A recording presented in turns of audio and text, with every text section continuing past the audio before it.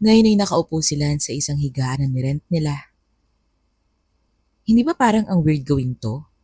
Sipin mo, anak ka ng kaibigan ko. Medyo naiilang na saad ni Denise habang nakatayo. Nakapag-isip ka pa niya na, pero ikaw naman ang gumawa ng first move sa akin. Lalo na yung nangyari sa bahay. Bulong nilan sa isipan niya. So, let's pretend na hindi to nangyari. Tara na, balik na tayo. Dagdag pa ni Denise. Wait, huwag ka namang ganyan. Diba, umuo ka na sa request ko? Saad ni Lance. Wala akong pake. Mauuna na ako. You can go back alone. Goodbye. Doon na nagalit si Lance. Lumapit siya kay Denise at hinarangan ito.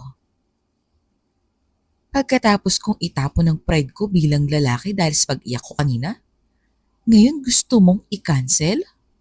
Hindi ako papayag. Seryosong saad ni Lance. Halata naman sa mukha ni Denise ang pagkagulat. Dahil ngayon lang niya nakita na seryoso ang binata. Tanggalin mo yung nakabalot sa'yo. Utos ni Lance. At walang ano-ano ay agad tong sinunod ni Denise. Huwag ka nang magalit. Ano to? Hindi naman ako ganito kaseryoso. Ito ba ang dahilan kung bakit siya naging masunurin? Basta. Ang importante ngayon ay kaharap ko na ang isang napakagandang babae. Huwag mo kong titigan. Nakakahiya. Saad ni Denise. Ha? Ang weird mo. Naalala mo ang ginawa mo sa akin nung nakaraan? Nung pinagtripan mo ko? Tapos ngayon nahihiya ka? Dahil sumusunod lang ako sa utos mo. Hindi ako magaling sa ganito. So, ito pala ang kahinaan mo, Denise. Ang may nagko-command sa'yo. Ikaw na ang bahala sa ibaba ko. Bilisan mo. Utos ni Lance. At mabilis naman itong sinunod ni Denise. Agad niyang sinunggaban at ibaba ng binata. Kanina lang, ikaw ang nakaluhod sa akin at nagmamakaawa na pagbigyan kita. Pero bakit nabaliktad? Natakot ako bigla nung mainit niya akong pinuri. May talent ka sa ganitong bagay, Lance. Bulong ni Denise habang nakasunggab sa ibaba ng binata. Tama na yan. Tumayo ka na, Denise. At pumunta na sa higaan. Utos ni Lance. At wala namang reklamo si Denise. Sa wakas, nakahain na. Ito na ang matagal kong hinihiling. Nang biglang tumunog ang cellphone ng binata. Si Sherry, hindi mo ba sasagutin? Tanong ni Denise. Agad namang pinatay ni Lance ang kanyang cellphone. Naisip kasi niya na baka mawala pa ang kanyang matagal na gusto kapag nakapag-usap ang dalawa. Sa ngayon, mas importante itong gagawin natin, Denise. Kaya huwag mo na munang isipin si Mama. Saad ng binata. Parang tuta naman si Denise na sunod-sunuran sa binata. Hanggang sa marahan ang naglapat ang labi ng dalawa. Mabilis suminit ang mga tagpo. Kahit na medyo clumsy si Lance, ay mas lalo tong nagustuhan ni Denise. Hindi niya maipaliwanag pero mas lalo siyang na-excite sa ginagawa ng binata. Ngayon lang nangyari sa kanya to. At ilang sandali pa ay sabay na nilang naabot ang rurok. Pagkadating nila sa bahay nila ay pumungad sa kanya si Sherry. Saan ka galing? Bakit hindi mo sinasagot ang tawag ko? Seryosong tanong nito. Medyo kinakabahan tuloy si Lance. Wala, namasyal lang ako sa labas. Saad nito habang dinaanan lang si Sherry. Magtatago na lang ako sa kwarto ko hanggang sa humupa ang galit ni Mama. Bulong ng binata sa sarili. Nang biglang yakapin siya sa likod ni Sherry. Naiintindihan ko na ayaw mong makipag-usap. Pero masaya ako. Masaya ako dahil sa wakas, hindi ka na nagkulong sa kwarto mo at nakalabas ka na ng bahay. Pero hindi rin naman masama na nasa bahay ka lang at hindi rin naman masama na makipag-hangout sa maraming tao. Ano, siguro may girlfriend ka na? Tanong ni Sherry. Agad namang naisip nila si Denise. Wala akong girlfriend. Sagot nito. Seryoso ka ba? Tanong ni Sherry. Wala namang magkakagusto sa akin eh. Talaga? That's weird. Kahit na ang lunch namin ay sobrang cool. Nakangiting saad ni Sherry. Medyo natuwa naman sila sa sinabi ng stepmom niya. Next time, madalas na kitang kukontakin. Sabay akyat ng binata. Habang nakahiga si Lance. Girlfriend? Kahit naman may nangyari na sa amin, hindi naman ibig sabihin nun ay girlfriend ko na si Denise, di ba? Kanina, after nilang maabot ng rurok, ay iisa pa sana si Lance at pumayag naman ang dalaga. Pero bago pa uminit ang tagpo, ay bigla na namang tumunog ang cellphone. At ngayon, cellphone na ito ni Denise. Kaya galit niya itong tinignan. Si Sherry. Marami siyang text messages. Kung kasama niya raw ba si Lance. Dahil nag-aalala ito. Dahil naka-off ang cellphone ng binata. Doon na bumalik sa wisyo si Denise. Hey, hindi mo ata ako naiintindihan. Ginawa ko lang to dahil nagmamakaawa ka sa akin. Hindi na to mauulit. Dahil hindi na ako papayag makipag-ano sa isang loser na kagaya mo. Wika ni Denise habang nag-aayos ng sarili. Kung naiintindihan mo, umuwi ka na. At huwag ka nang makipagkita sa akin. Sabay labas ng kwarto. Hindi naman na nakapagsalita pa si Lance. Hindi niya alam kung bakit biglang nagbago ang ugali nito. Kinabukasan, habang nasa office ng gym, ay hindi mawala sa isipan ni Denise ang nangyari sa kanila ni Lance. Parang gusto kong maulit ang nangyari sa amin ni Lance. Sobrang cool niya. Pero bakit kasi naging anak ka pa ni Sherry? Galit na saad ni Denise. Nang biglang may kumatok. Staff ni Denise. Bakit? Ay ma'am, nasa labas po si Mr. Producer. Niyayaya ka niyang uminom. Gosh, sabi ko ayoko. Nang biglang pumasok si Lance. Lance? Anong ginagawa mo? I mean, pasok ka. Nakaupo ang dalawa sa sofa na magkaharap. Bakit siya nandito? Don't tell me. Gusto niya ulit may mangyari sa amin. Anong gagawin ko? Nakakaramdam agad ako ng init. Saad ni Denise sa sarili. Anyway, hindi ka naman pumunta dito para mag-hello lang, di ba? Anong pakay mo, Lance? Tanong ni Denise. Bilisan mo, sabihin mo na. Pumunta ka dito kasi hindi mo makalimutan ang nangyari sa atin kagabi, di ba? Bulong nito sa sarili. Sa totoo lang, hindi ko rin alam. Wala akong ideya. Pumunta lang ako rito. Nagbabaka sakali na maulit yung nangyari sa atin. Pero ramdam ko sa mga mata mo na masama pa rin ang loob mo sa akin. I'm sorry. Uuwi na lang ako. Wika ni Lance. Nagtataka naman si Denise sa nangyari. At sa labas ng convenience store, nakaupo si Lance.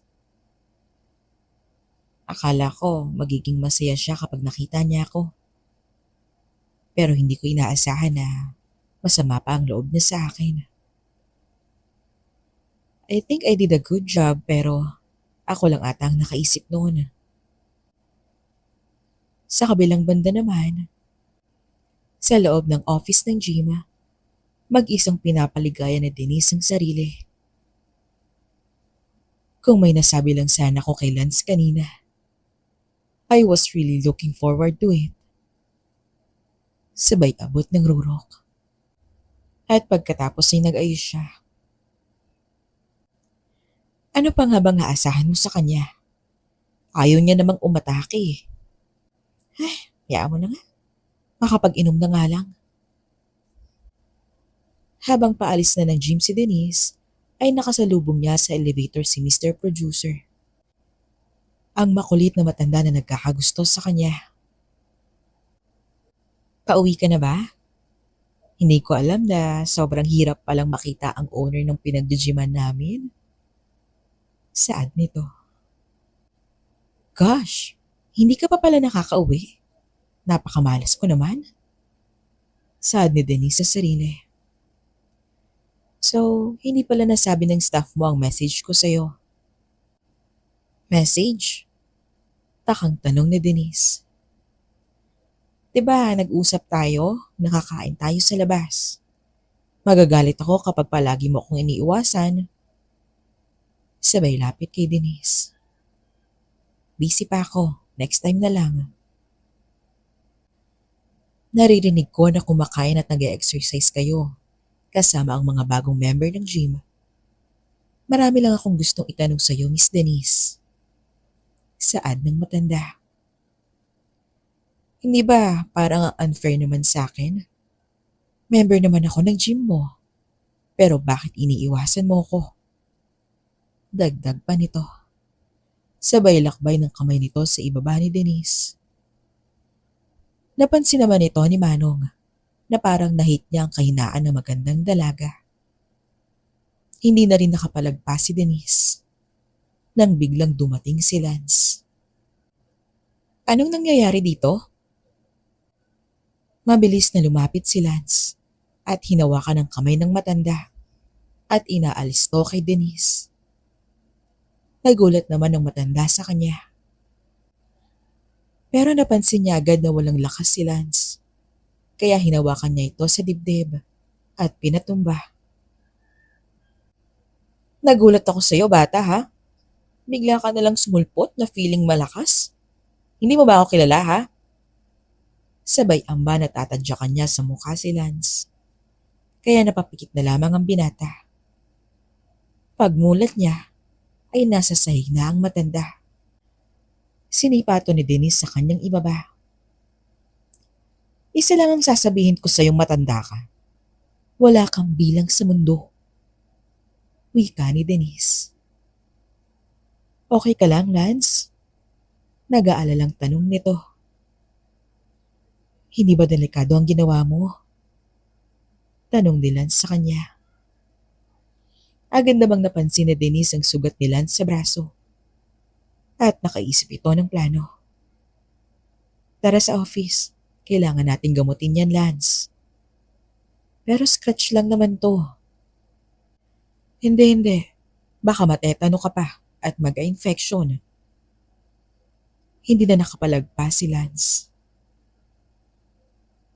At sa loob ng office, habang ginagamot ni Denise si Lance, masakit ba? Tanong ng magandang dilag. Konti lang. Sagot naman ng binata. Bakit ang isang katulad mo na palaging nasa kwarto ay naglakas loob na tulungan ako? Akala ko kasi kailangan mo ng tulong. Pero mali yata ako. Kasi isang sipa mo lang, tumumba na siya agad. Nagpapanggap ka lang ba kanina? Wika ni Lance. Hindi. Sa mga oras kasi na yon, natumbok niya ang kahinaan ko. Kaya hindi na ako nakapalagpa. Paliwanag ni Denise. Bigla namang naalala ni Lance yung video ni Alexa. Meron siyang sensitive na part. Anyway, tapos na rin naman na tayo. Pwede ka nang umuwi. Baka nag-aalala na naman si Sherry sa'yo. Wika ng dalaga. Denise. Sabay lakbay ng kamay ni Lance sa ibaba ng magandang dilag. Agad niyang natumbok ang sensitive part nito. Anong ginagawa mo, Lance? Ito ba ang kahinaan mo?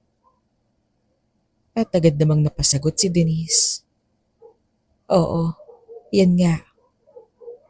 At hindi na napigilan pa ni Denise ang init na nararamdaman. At ramdam yon ni Lance. Sige na, Lance. Gawin mo na ang gusto mong gawin sa akin. Bulong ni Denise sa sarili. Nagkatitigan ng dalawa. Pwede bang halikan mo ko? Saad ni Denise. Halik lang ba, Denise? Tanong ng binata. Gagawin ko ang gusto mo. Pero meron akong isang tanong sa'yo. Yung babae sa video, ikaw yun, diba? Tanong ni Lance. Hindi na mapigilan pa ni Denise ang init at ramdam to ni Lance. Sige na, Lance. Gawin mo na ang gusto mong gawin sa akin. Bulong ni Denise sa sarili. Nagkatitigan ng dalawa. Pwede bang halikan mo ko? Kiss lang ba, Denise? Tanong ni Lance. Gagawin ko ang gusto mo, pero meron akong isang tanong. Yung babae sa video, ikaw yun, diba? Ha? Anong pinagsasasabi mo? Hindi ko alam. Pagtatanggi ni Denise. Sa unang tingin pa lang, alam kong ikaw na yun. Nagpapanggap ka pa. Saad ni Lance, sabay lakbay ng kanyang kamay sa ibaba ni Denise. Napatili na lang ang dilag sa ginawa ng binata. Tumigil si Lance at kinuha ang kanyang cellphone. Ipinakita niya ang babae sa video. Nagulat si Denise sa kanyang ipinakita. Paano niya nalaman yung video na yun? Hindi ko pwedeng aminin. Baka sabihin niya ang dumi kong babae. Bulong nito sa kanyang sarili. Patuloy pa rin sa pagtangi si Denise. Hindi ako yan. Hindi ako ganyang babae. At kung ipagpipilitan mo pa, please, umalis ka na. Napatingin lang si Lance kay Denise. Saka to biglang umalis palayo. At nagulat naman ang dalaga. Wait, anong ginagawa mo? Takang tanong ng dalaga. Di ba sabi mo umalis na ako? Paano kita paaalisin? Hindi mo ba ako gusto? Saad ni Denise na may kasamang pagsisisi. Pasensya na, Denise. Kasi mas gusto ko ang babaeng nasa video. Since sinabi mo na hindi ikaw yun, wala na akong magagawa. Ang nangyari sa atin ay mananatiling alaala na lang. Paalam. Paalis na sana si Lance nang bigla siyang hawakan ni Denise. Oo na. Ano? Hindi kita marinig. Sagot sa kanya ni Lance. Dahil sa init na nararamdaman, hindi na napigilan pa ni Denise. At agad niya nang sinunggaban ng halik si Lance. Oo, aaminin ko na. Basta ibigay mo sa akin ang pangangailangan ko. Ako yung nasa video. Nagpapanggap lang ako na hindi ko alam. Baka kasi kung anong isipin mo sa akin. Ang sama mo, Lance. Sorry. Saad ni Lance sa kanya. Okay lang, basta paligayahin mo ako. At doon na uminit ang mga tagpo. Samantala, si Sherry naman ay kausap ng kanyang asawa sa cellphone habang naglalakad. Yes dear, papunta ako ngayon sa gym ng kaibigan ko. Gusto ko lang kamustahin si Lance. O basta mamaya ha, sabay-sabay tayong mag-dinner. Saan niya bago ibaba ang telepono. Hindi ko nga alam kung bakit bigla na lang niyang naisipan mag-exercise. Kailangan ko mag-thank you kay Denise. Sigurado ako na masipag siyang nag-exercise ngayon. Hindi na ako makapaghintay na makita siya. Bulong nito sa kanyang sarili. Sa office ng gym ni Denise, mainit pa rin ang mga tagpo nila ni Lance. Hindi makapaniwala ang magandang dilag sa galawan ng binata. Siguro nga may talento sa pagpapaligaya. Baka sa mukha niya ang saya sa ginagawa ni Lance hanggang sa maabot na nila ang sukdulan. Nang matapos sila ay mabilis silang nag-ayos. Denise, may tatanong lang ako. Ano yun? Yung videos. Sino kumuha? At bakit niyo nagawa yun? Seryosong tanong nito. Sasagot na sana si Denise nang biglang may narinig silang tao sa labas. Hindi mo ba nalak ang pinto? Nakalimutan ko. Sagot ni Denise sa kanya. Paglabas niya ng office ay nagulat siya nang makita niya si Sherry. Sherry, naparito ka? Kamusta si Lance? Tanong ni Sherry sa kanya. Lumabas naman si Lance mula sa office ng gym. Ma? Napangiti si Sherry nang makita ang anak. Lance, kamusta? Nag-workout ka ba?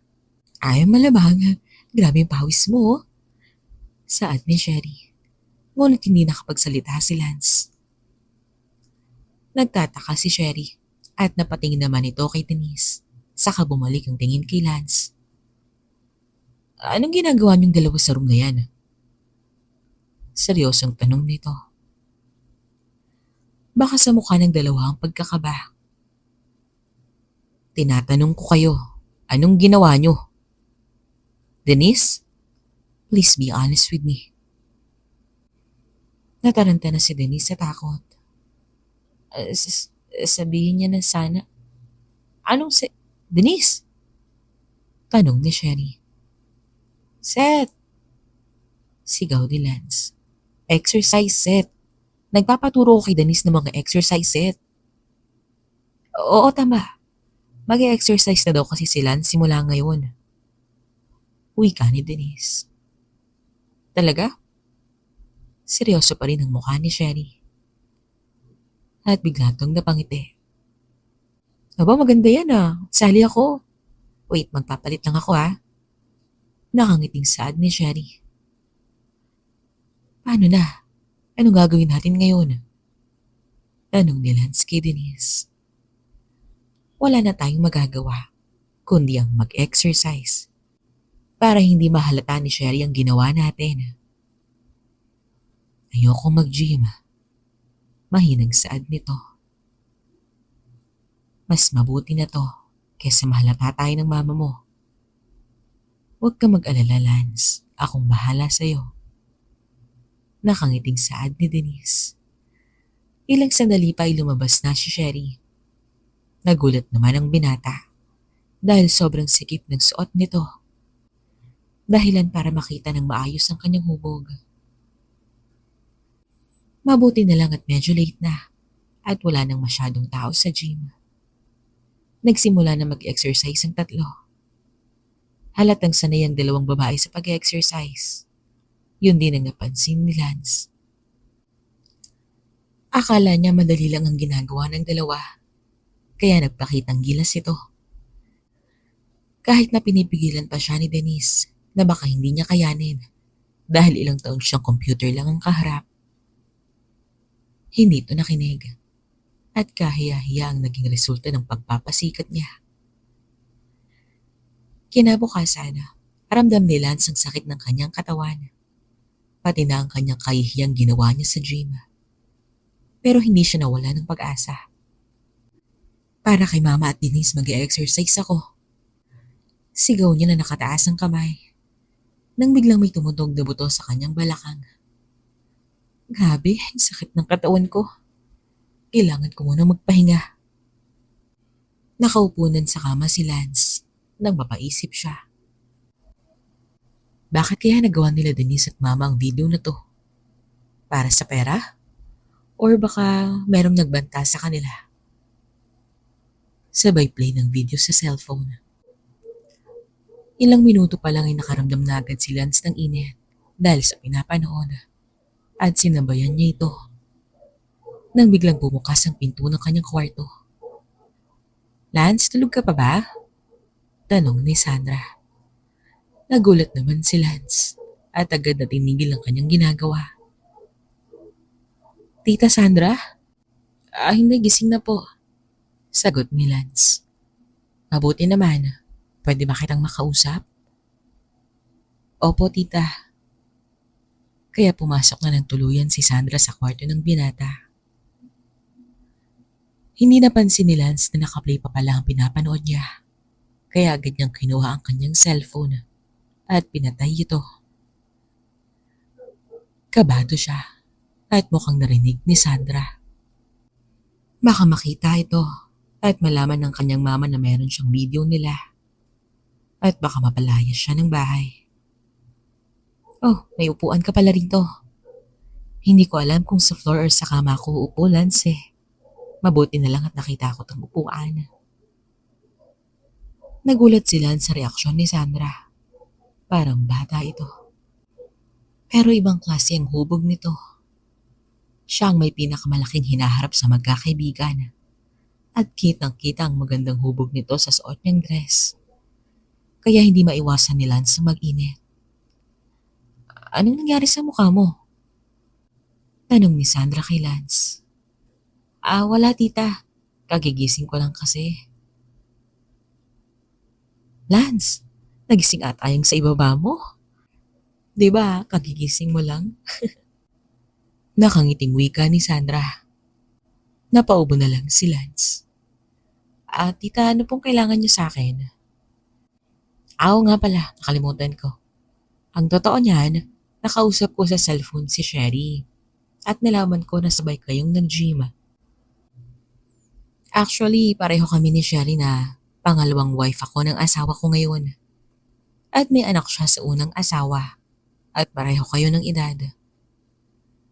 Bago lang ako sa pagiging nanay. Sakang asawa ko, sobrang busy noon.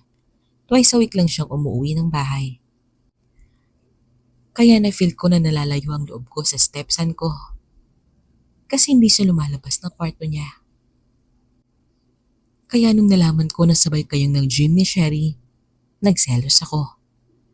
Sa totoo lang gusto ko na talagang magkaanak, pero hindi ko kaya. Kaya nung nalaman ko na may anak na mapapangasawa ko, it made me very happy. Lance, pwede bang humingi ng favor? Saad ni Sandra, habang hawak ang kamay ni Lance. Anong klaseng flavor? The next day, nakakapit si Sandra sa braso ni Lance habang naglalakad at patungo sa isang hotel.